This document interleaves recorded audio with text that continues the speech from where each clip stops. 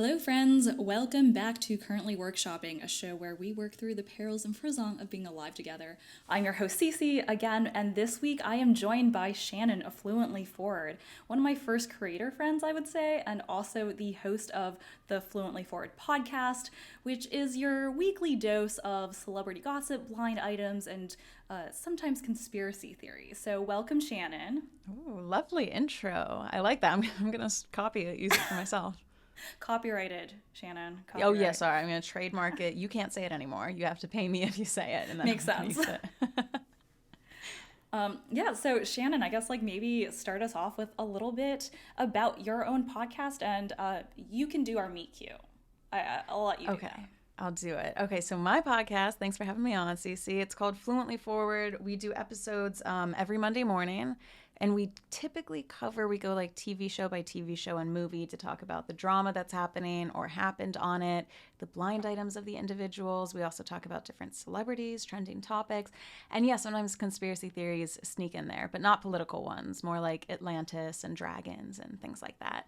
And Cece and I met a year ago at a dinner that she invited me to.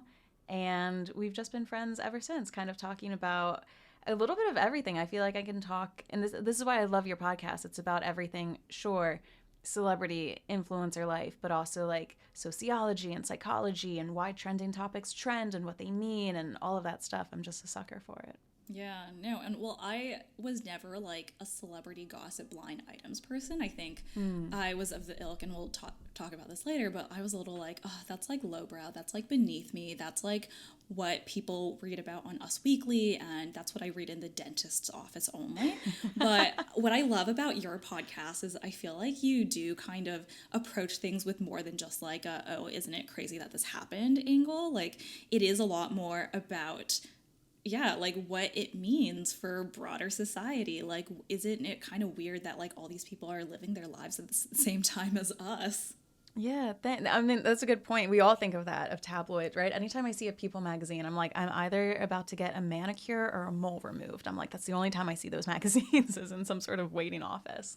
But yeah, what we talk about a lot is how we don't like magazine tabloid covers and what it means when somebody says that somebody is very much in love.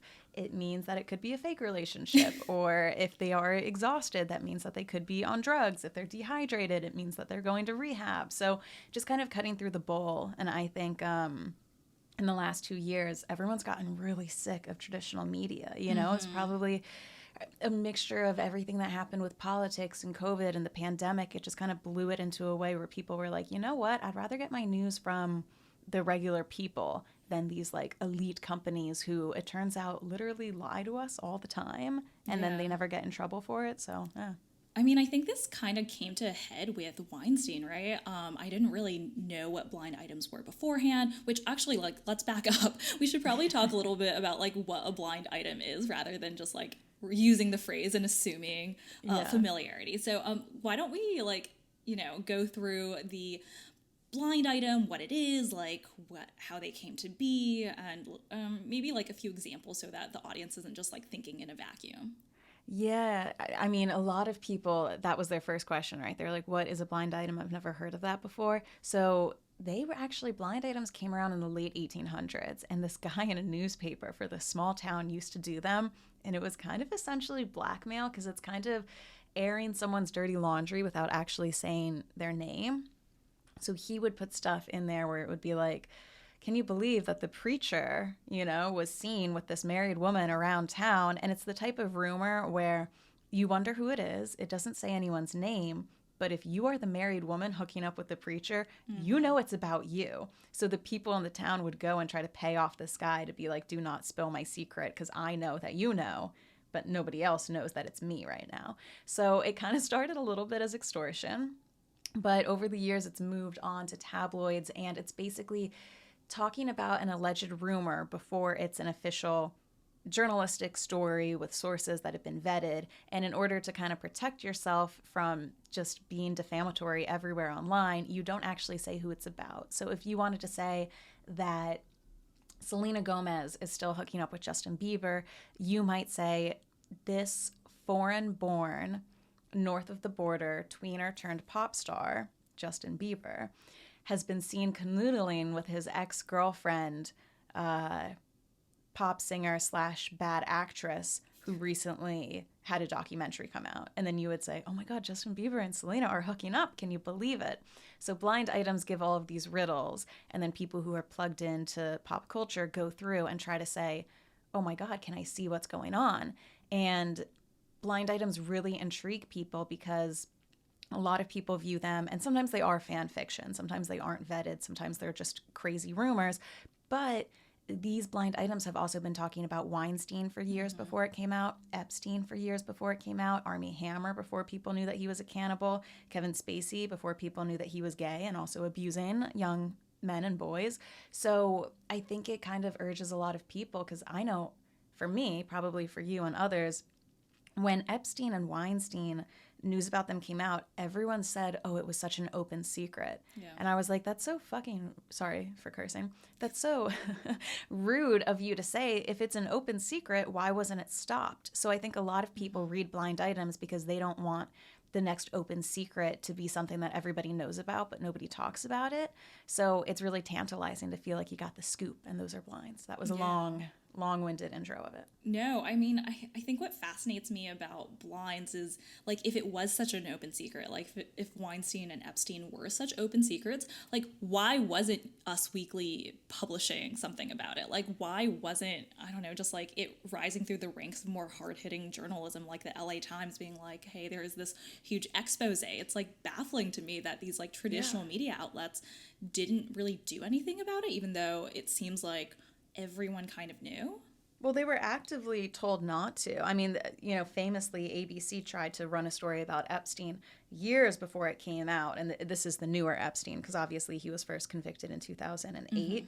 And they were threatened by the royal palace because they had sources relating Prince Andrew to Epstein. And they basically told ABC, if you run this story on Epstein, you're never going to get a royal family interview. So they shut it down. And I think you saw that, of course, happening with Harvey Weinstein. He's incredibly powerful. And I find it really disheartening. Like, they're doing a documentary now. It's coming out this year, or maybe, you know, next year, aka next month. And it's all about how the New York Times broke the Harvey Weinstein story. And I'm like, are they going to talk about in the documentary how they must have known about Harvey Weinstein for years? So I just hate how now that these things have come out of the woodwork, everyone goes, oh my God, like, I heard rumors. It's my story to tell too. Like, I once heard something bad about Weinstein, and nobody's brave enough to have done something about it. But everybody now wants to get the publicity points of being like, I also was involved in the Harvey Weinstein story. Oh, come on, you know? Yeah. I think what's like interesting about how you're saying, like, you know, ABC News, allegedly LA Times, New York Times, how they must approach it now is, you said it started off as blackmail, right? So like this guy being like, if you don't want your story out, pay me. And now I feel like for these other publications, it's turned more into, we don't publish it because we want further access to you. It's like in service of, like, I mean, I guess they do indirectly profit through the future stories about the royal family, etc. But like, it's not like they're in that position of blackmailing power anymore. They are now like subservient to their subjects in a way that is like the direct flipping of what it started off as, which was like the dude, literally, writer. The celebs are extraordinary. It's the queen going, if you post that thing about Jeffrey Epstein, you're never going to hear from us again. So you're right. It's like opposite extortion. It's crazy. Yeah. I mean, I think I see this happen like so much in modern society. Maybe it's like late stage capitalism, but this like inversion of so many relationships where like we used to think that these companies or outlets like served us, and it turns out that like we serve them. And I think like blind items are a really interesting way in, I mean, like, I like them because they feel like a little bit more democratic. I don't know if I should admit this to you, but like my first introduction to blind items was through Demois during the pandemic. Oh, yeah. Yeah. And good I know for her. She made everyone think. I mean, before that, a blind item was just something that like 2% of people involved with pop culture knew about, and now it's like 90, you know? Yeah. What do you think like kind of contributed to the rise of blind items during the pandemic? Was like that your first introduction, or were you already like knee deep in it? No, I was already, I think like 2015 was when I got into blind items on Crazy Days and Nights.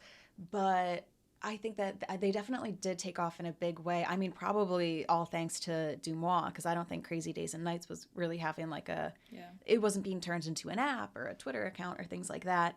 And I think it was just everyone was at home bored, right? You're looking for something to do. Blind items are a rabbit hole. It's so fun to go down a rabbit hole. I went down like 20 of them during COVID. And then also that was paired with celebrities also being locked in the house. So you still want to get celebrity gossip and scandal and entertainment, but there's no more red carpets. There's no more TV shows that are filming. There's no more celebrities going out on dates and being snapped. So the only thing you really had to go off of was blind items from the past that people were talking about and spreading. So that kind of was a stand-in for celebrity entertainment, because as much as they tried, nobody wanted to see Reese Witherspoon cooking live on Instagram for like the 5th time that week. We're like, we've seen it. We want something fresh and juicy. Yeah, and I also think the pandemic kind of contributed to this, like, the moment you're public, like, it was a sign that you're a bad person, right? There was, like, a lot of... I do think the pandemic contributed to this, like, virtue signaling, but virtue was staying inside. So the moment you were outside, like, if you were even, like, on a grocery run, a little, like, meeting a friend, if someone... saw you and they like put that in, submitted that as a blind item, all of a sudden people were like, well, you're a bad person now. Oh my God, we've gotten so moral about things, like everything is good or bad, and we take it so far too. Even with COVID, if you went for a walk outside by yourself, I think there was a guy who was arrested who was kayaking on the river far away from anyone. His dog might have been in the kayak with him. So if you're like out for a hike in the woods on your own during COVID and someone snapped a picture of you, they would be like, did you know that you killed someone's grandma by going outside? It's like, what? So we started doing that with celebrities, and it's almost like the rise of, do you remember that? It might have been a Tumblr account, Your Fave is Problematic. Oh yeah, I do kind of remember that. And I love blind items just for the fun of it, because I think that we're all flawed, we're all morally gray. Every single person has done good and bad things, but there are a lot of people drawn to blind items who use it as this way to say, great, I've always wanted a reason to not like Allison Brie, and now that I can look up her blind items and find one that's bad, confirmation bias. She is an evil person. I have the blind item to support it, and now I feel good about hating her because she's evil. And that's just like not the truth of any of it, other than Epstein and Weinstein and Kevin Spacey. So just a couple. Just a few. Because yeah, that's the thing. It's tantalizing because some of these people, it turns out, are kind of psychopaths. Yeah, I like to say that we're like all a little QAnon, not in that like we all believe in QAnon, but like we all feel this urge to want to know a little bit more than other people. Like we all want to be like, I know something you don't know. Like, I am aware of this like large, wide-ranging conspiracy potentially that's impacting us all. It does make us feel smarter, and even though QAnon is a separate thing than blind items, but I think like the motivating impetus is actually pretty similar. Totally. They're both rabbit holes. They're both things that not everyone knows about. And they're also both things, I'm probably going to get shit on for saying this, but they're both things that do have a sliver of truth. And I'm not saying QAnon is true, but I am saying there are things like QAnon talks about sex trafficking, which is true. Yeah. It's just that Hillary Clinton is not sex trafficking people, and that's where they're wrong. And they talk about elite, powerful people. God knows with Epstein, we found out that there's a lot of elite, powerful people covering up for each other. So that is true. But once again, is Hillary Clinton eating babies? Yeah. No. So it goes a little bit far. And it's the same with blind items. Are celebrities doing drugs and engaging in threesomes and cheating on their spouses? Yes, I would gander most of them. It comes out that they are. But is every single celebrity doing that? No. So there's ways that you can take it too far. You really have to keep a logical head about it. But there's really something so addictive to it. And also there's just always new stuff coming out in both of those arenas. So like it keeps you very well fed. Yeah. It's like, it kind of like contributes to our infinite scroll culture, or like desire for infinite consumption of new things, mixed in with this. You get to use the truth to concoct some potential lie, but you don't know. But because it's like based in truth, it feels a lot more grounded. Yeah. Did you ever get into the QAnon stuff? I remember finding some Twitter threads because they talked a lot about celebrities. And I remember during COVID, every celebrity, they were like, they're about to be exposed for trafficking and stuff. I remember Ellen DeGeneres was like, there was just one week when like Ellen DeGeneres looked like shit because, you know, she just like, whatever, nobody could see their hair and makeup people. And I remember a Twitter thread being like, it is because she's running low on adrenochrome and she isn't drinking the children's blood because the supply ran out. And I'm like, Wow. or that's what a person looks like without concealer. Yeah. So Yeah. it was like a wild time online. People really took it way too far. Yeah. I mean, I think we all just like wanted something to hold on to. And I guess this, like, I want to ask you, you kind of have this theory about like the evolution of blindsight, right? Where it goes from like first a conspiracy theory, then to a blind item, then it's an internet rumor, and then like a google.com conspiracy theory. And I was like, at what point is it like valid, right? Like at what point is this like drinking blood thing maybe a blind item? Like where are the lines? Because it just seems like it, going back to like black and white, it could just be easy to be like, oh, everything is untrue until it's like published in the New York Times. But that's like clearly not it. Yeah, I guess once you have a publisher backing you, that's when things are taken seriously. You know, I think we saw that a lot with the Army Hammer situation. But then it's also hard because, you know, if you go full conspiracy, you could say, well, ABC News wanted to do something on Epstein, but then they didn't. So does that, them not doing the story on Epstein back then, did it mean that it wasn't true back then? No, it doesn't. So I think two things go hand in hand. Like traditional media companies and publishing give validity to something because you need sources, right? You need things to be verified and validated, and that's what journalists are trained to do. But I think, and once again, I think traditional media hasn't realized this. The fact that they shit the bed on this so many times, that's why blind items are taking off. That's why people are going full conspiracy theory, because you didn't do the Epstein story and you took money from, you know, lobbyists and things like that to sway what was going on. So I think the fact that we don't have true journalists nowadays who are looking into this but are instead just being paid to like promote stories and things like that, I think that's why blind items are taking off. So it's kind of a catch-22 because once the New York Times publishes something, in my eyes, that makes it valid and that means that it's true and it's been signed off on. But then when you find out years down the road, oh, that article was paid for by XYZ, or, you know, the Crown threatened them not to do this piece, then you go, well, damn, do I believe anything coming out of ABC's mouth anymore? So I also don't know what that's going to take because we don't want everyone running around as conspiracy theorists. That leads to nothing good. So I just don't know if like traditional news and publishing companies need to be broke down and then built up, or if they need to start getting fined. Like, I just don't know how to solve it. Yeah, I mean, I think we're kind of starting to see this disintegration of the journalist like publication space, right? I think through things like Substack, it kind of like centers the individual journalist a bit more. And I don't know, I query whether they actually are less susceptible to influence. Like they probably still could be, especially because I think being a writer is a very non-lucrative career. There's this sense that like, oh, you follow the journalist because they might not be beholden to corporate interests or like royal interests or like celebrity interests in the same way as these like larger publications.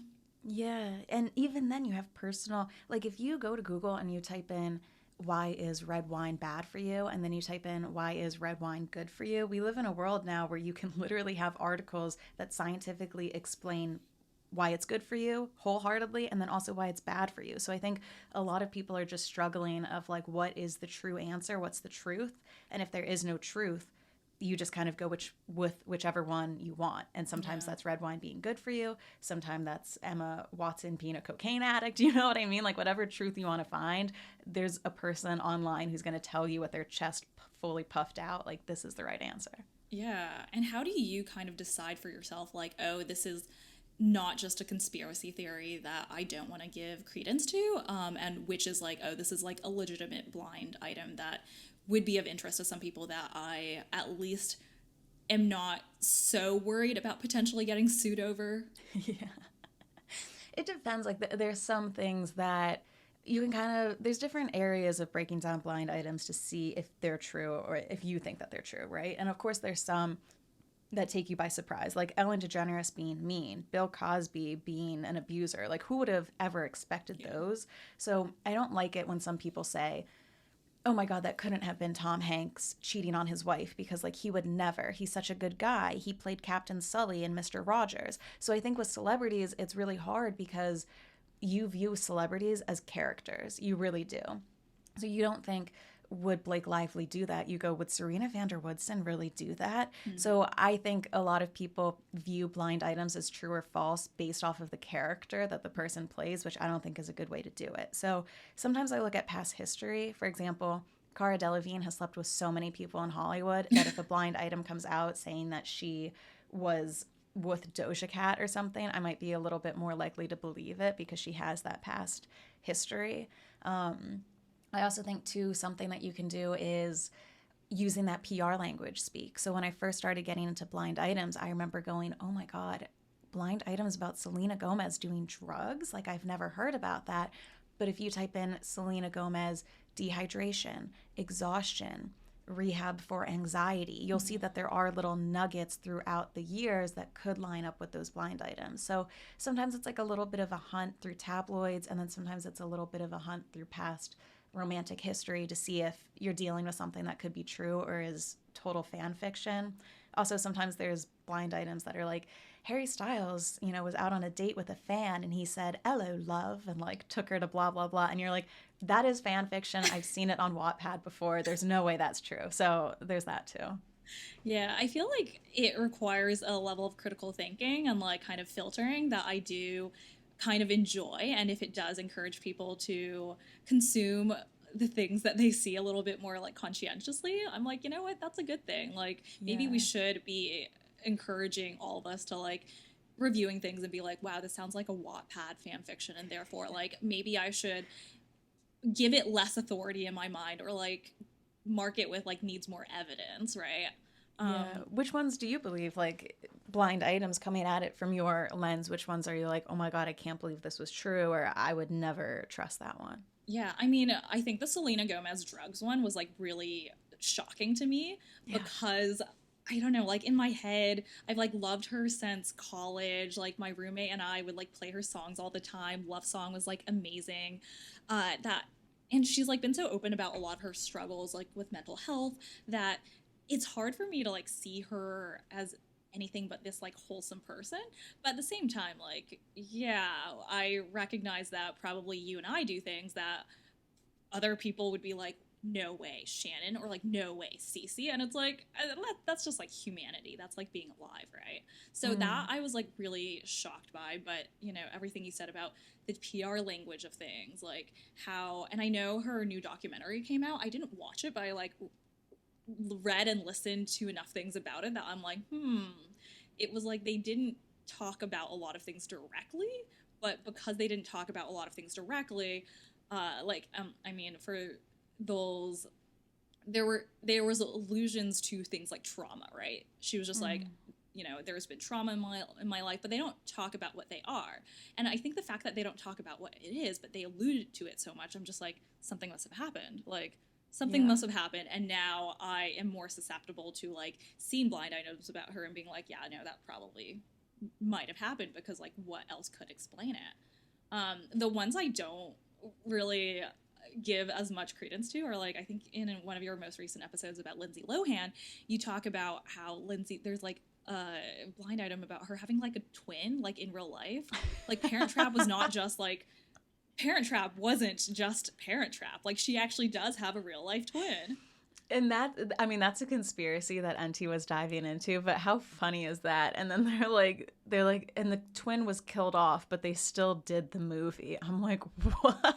It is kind of funny because I do remember watching The Parent Trap and being like, oh wow, there's two of them. And then it turns out it was one. But for me, that thought lasted in my brain just for a couple of seconds before I Googled it. But it's fascinating that some people Google it and they go, nope, there must have been a twin. Yeah, like you can make a person just disappear like that, and like I don't know, that I think that's like where I'm like, okay, I know we've seen a lot of shows. I think like Breaking Bad, they get rid of so many dead bodies that it's actually to the point where I'm like, you can't actually get rid of that many dead bodies. But on the other hand, I'm like, maybe the the FBI, the CIA, maybe they are just getting rid of like so many dead bodies every day and we just like don't know about it. Everybody's getting killed. I also watched The Patient. He's killing all of these people. I'm reading a book about a socialite. She's killing everybody. I'm like, we're going to start encouraging people to kill everybody. I would never do it, first of all, morally. But secondly, how are they getting rid of all the bodies? They never follow that up. Like, Cece, honest question. You killed someone. Let's say it was an accident. How are you getting rid of the body? What would you do? Be honest. I mean, I would probably call my mom because there was at one point where she was like, and she was probably really serious because she loved me, but she was just like, if you killed someone, I would help you get rid of the body. So I'm like, you know what? She's like a chemist. She probably has like chemicals at home. She probably knows what to do. So it would just be like a huge SOS to my mom, I think. That's a good person to have in your corner. See, my mom maternally would help me out, but all we know how to do is get deals at TJ Maxx. We would be like, I don't actually know how to hide the dead body, but like my heart's in the right place. I'd love to help you. I mean, you could probably just hide the body somewhere in TJ Maxx and have it be like within the realm of all the things that get.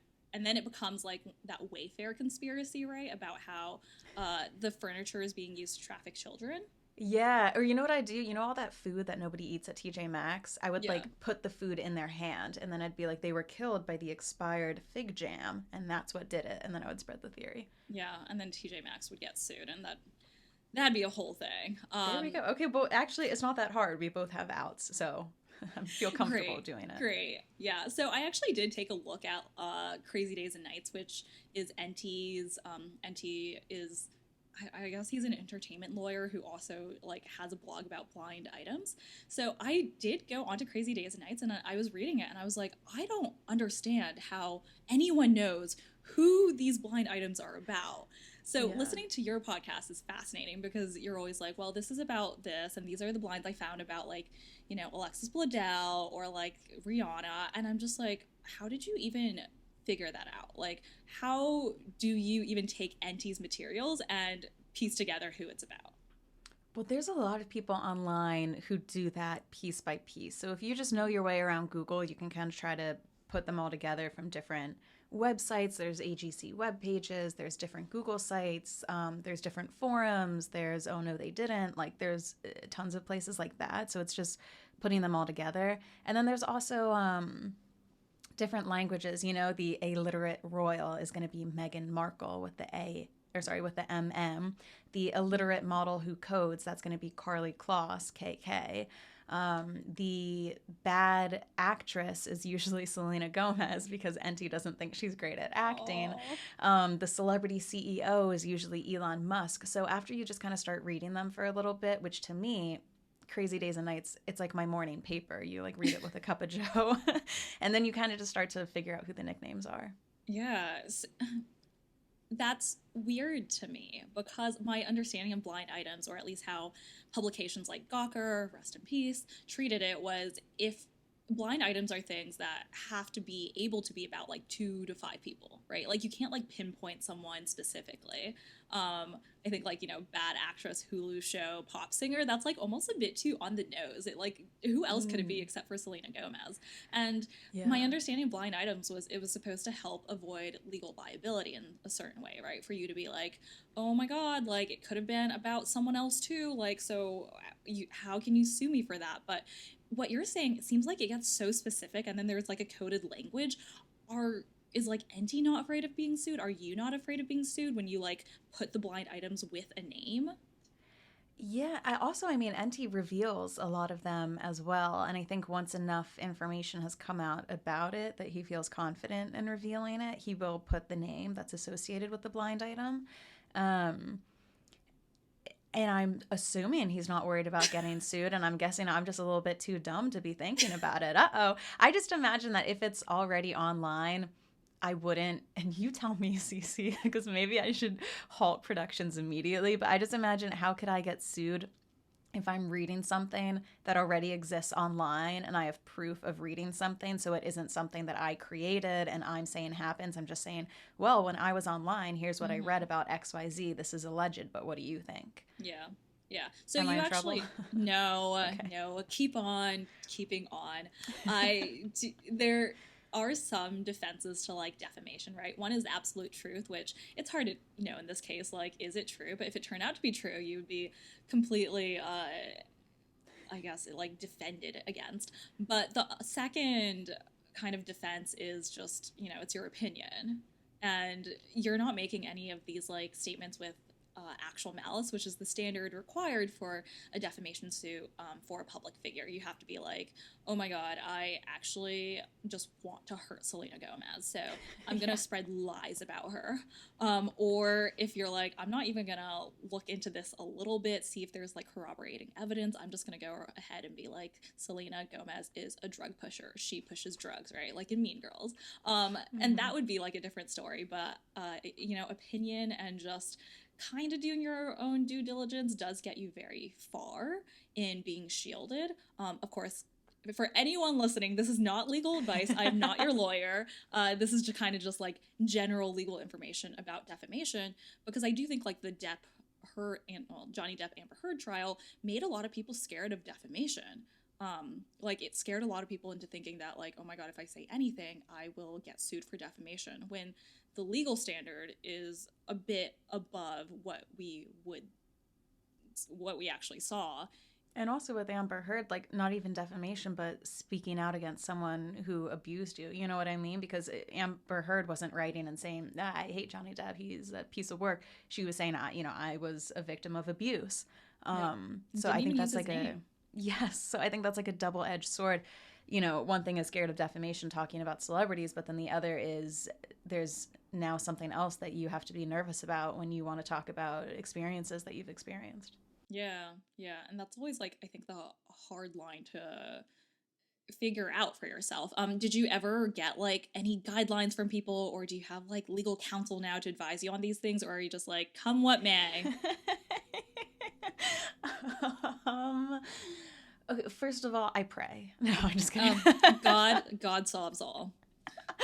I did recently work on turning Fluently Forward into an LLC, so if we get sued into oblivion, my assets will be different than Fluently Forward's. But you know what? I work a lot on manifestation. I do that law of assumption, and I assume I'll never have any problems. I'm a huge believer in law of assumption now, so... Yeah, on my vision board it says in clear letters, no lawsuits. Oh, I love that. Well, I will also manifest that for you, so you never have to use my legal services. So going on to this whole like anonymity thing, and the fact that you're like, I'm not going to get sued whatsoever. It was interesting to me that both like NT and Demois, they started off at least anonymous. I think Demois has been kind of unmasked now, but they started off kind of anonymous. And do you kind of wish that you had started off anonymous as well? Or are you like, I was just different than them? I'm like built different. Yeah. No, I don't think so. I think I like putting my face out there, because how else could I have met like people like you and other people like that, which I think is fun. I think this is just more of like a fun thing than like I don't know. I think of NT and Dumois as like titans of the industry. You know what I mean? I'm not going to lie. It's cool that they're anonymous. Like there's something very sexy about that. Although I do think sometimes it is a little bit hypocritical. I think this is one of my first comments of Dumois, to be like, here's all these photos of celebrities, like, taken from fans, and like they weren't expecting them, but like you don't get to see my face. You don't get to know who I am. That's kind of like all the tabloid magazines, though. I think it's fun. I think it's fun to have your face out there. And then I also think it's fun because, I mean, you and I have seen this with different like snark channels and things like that.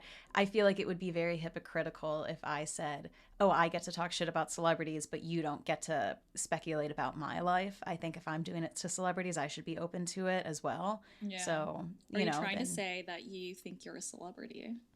No, I think I'm more like a god. No, are you kidding me? Excellent. I am a girl in her closet with a microphone.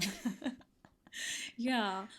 What service do you think, like, blind items that you're providing to society? And it doesn't have to be like virtue service, but just like what do you think you're doing? What kind of like gets you out of bed every day? God, I don't know. I would say entertainment. We are Yeah. entertainment news. That's the industry that the podcast is in. But what I really would like to encourage is, and it might seem like blind items go against this, I just want to encourage more rational thinking and like less moralizing on topics. So I think, well, like I said before, I think a lot of people get into blind items because they go, I hate Anne Hathaway. Let me find a blind item of something horrible she did. And then that way I'm secure in hating her. But what I think is better is to say, I'm going to read all these blind items on all people. And then I'm just going to say, wow, look at that. Some of them do drugs, some of them do cheat. I've never, left a nasty comment to a celebrity. I think people who do that are insane. I think if you stan a celebrity and if you hate a celebrity's guts, you're unwell and like you actually got to get some help. Like nobody should be doing that. But I just think it's interesting to kind of know what's going on. First of all, it's entertainment. Who is Pete Davidson dating? That's hilarious and fun. And it gives us something to do after a 9-to-5 job where you go, you know what? Let's hear about his date with Emrata. That's going to entertain me for a little bit.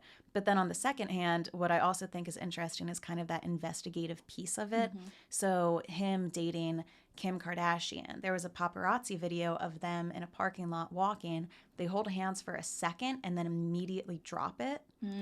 But all the photos just showed them holding hands. So I think blind items are A, entertainment, but then also B, your version of not trusting things that you see at face value and doing a little bit of work, So are they dating? Well, blind items say this, and the paparazzi video said that. And if you look at the language and the press release, it makes me think X. So as crazy as it seems, because they do seem like conspiracy theories, I kind of want blind items to serve as a research function that way when you see celebrity news or any type of news, you go, okay, that's interesting that they said that, but let me look at all of the sources to come to a conclusion about what I individually think about this. Yeah, I really like that. Like using celebrity gossip, which is like very attractive to people, just generally, and using that as a conduit for investigation and like weighing countervailing evidence and being like, okay, where is the real answer? Because it usually lies somewhere in between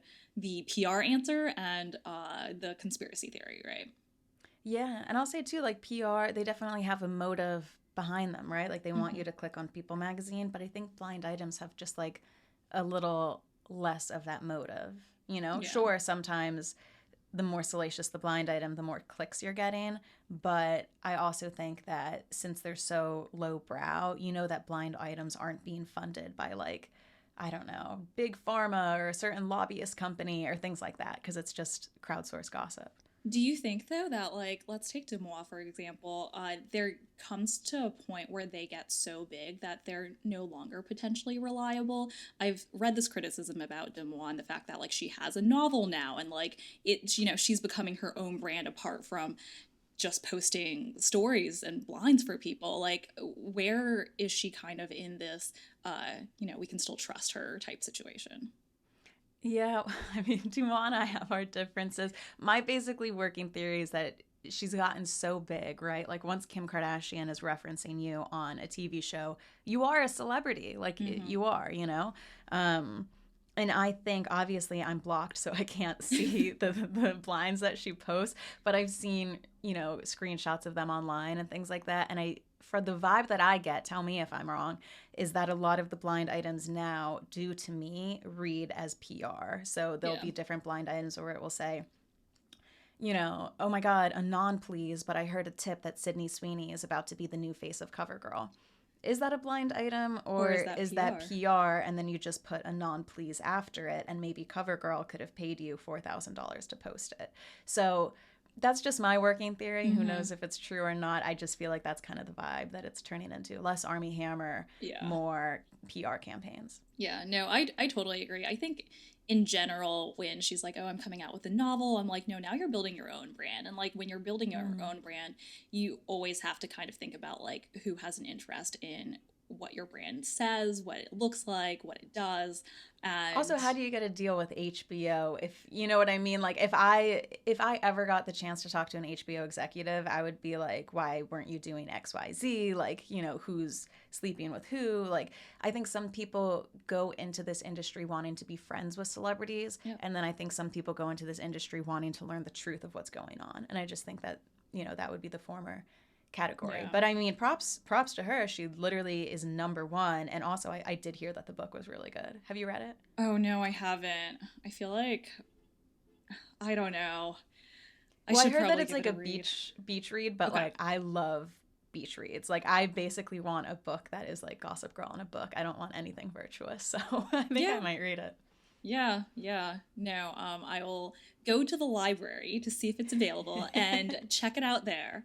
And I'm not like against beach reads at all. I think, like, I was reading this New York Times article about Colleen Hoover and how Oh there's like yeah. such a disdain by some people for her books.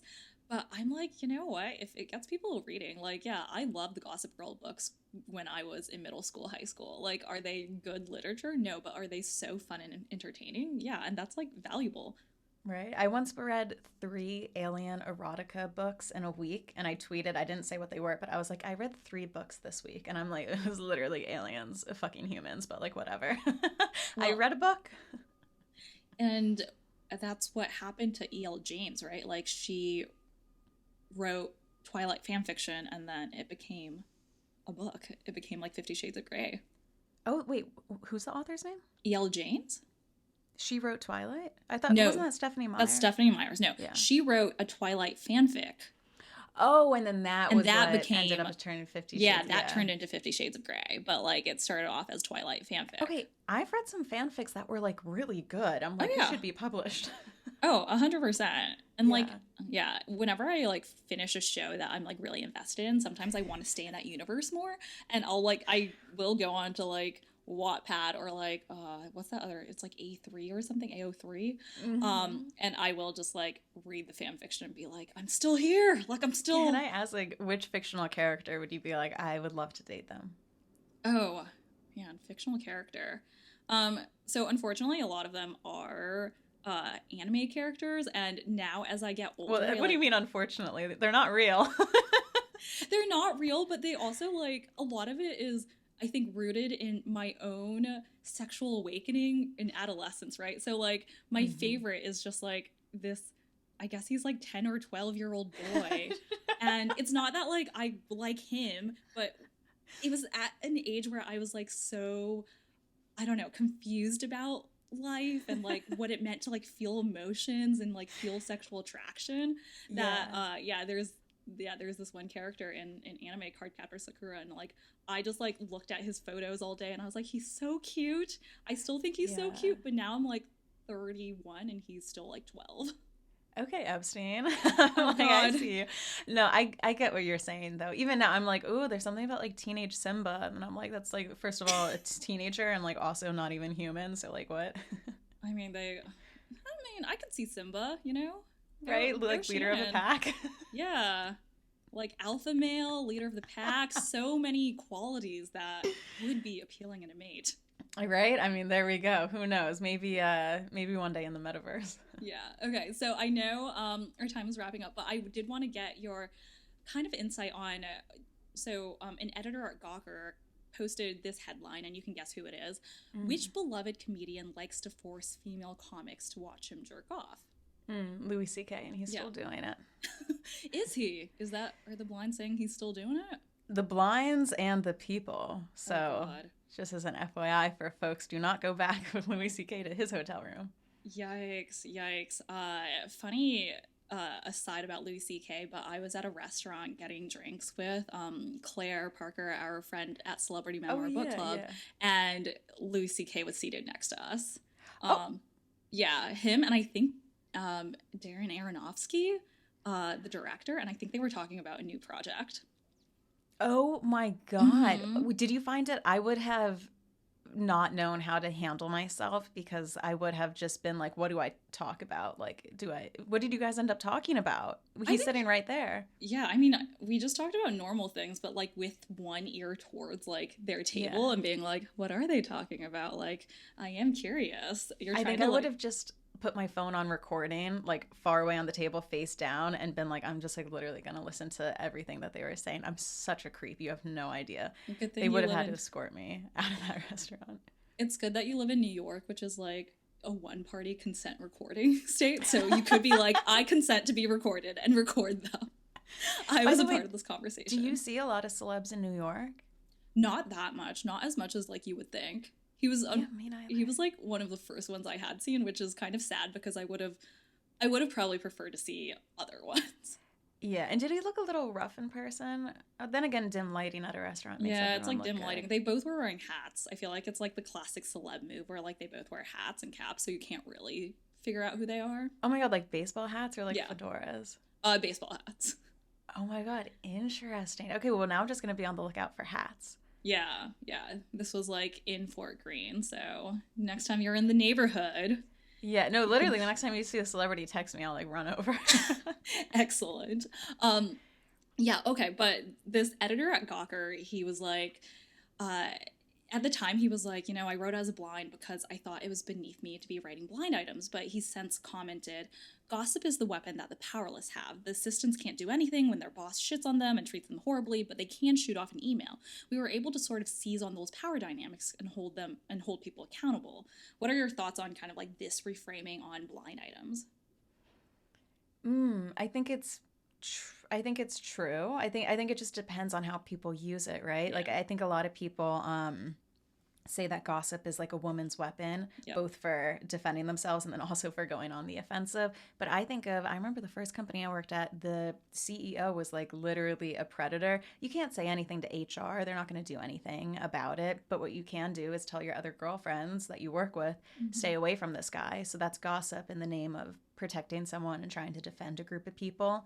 But it's just, gossip is so hard to nail down because gossip is Armie Hammer abused me, but gossip is also Demi Lovato looks fat today, and here's an upskirt photo of Britney Spears getting out of a car. So I think it's hard when people try to claim that gossip is like, and I've definitely tried to die on this hill before, where you're like, gossip is literally like beneficial and it's good for us, and some parts of it are, but then also some parts of it aren't.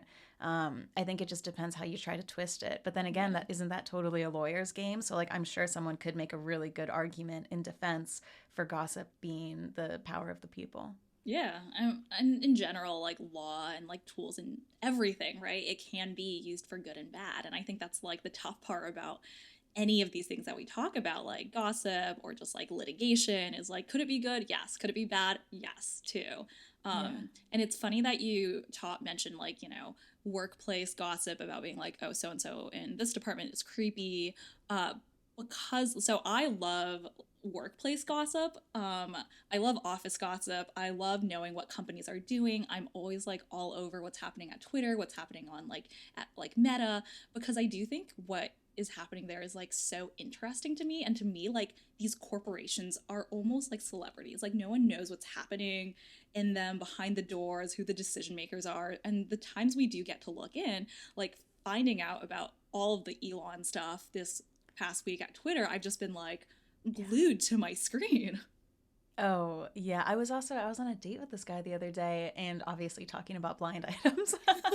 And he told me that blinds exist for those FANG companies or whatever. And he showed me the one for Amazon, and we like went through, and I was searching. I was like, sex, cheat, drugs, blackout, So people will talk about this new VP who came on board. What do you think of him? And everyone anonymously says what they think of him, or who got too wasted at the holiday party and stuff like that. I'm like, I had no idea that blind items existed for these tech companies. How fun. I'm like dying to get a login. No, I love those too. And I think what I love about them is corporations are the same as like celebrities to me. Not like I revere them, but like they're just so guarded. They're so like well PR'd, and they do impact a lot of our lives in ways that like we aren't aware of. So like learning more about like how these, I don't know, like how they work, like what is the blind item versus the PR statement, and like trying to find the truth in between, I think helps me navigate a little bit of like,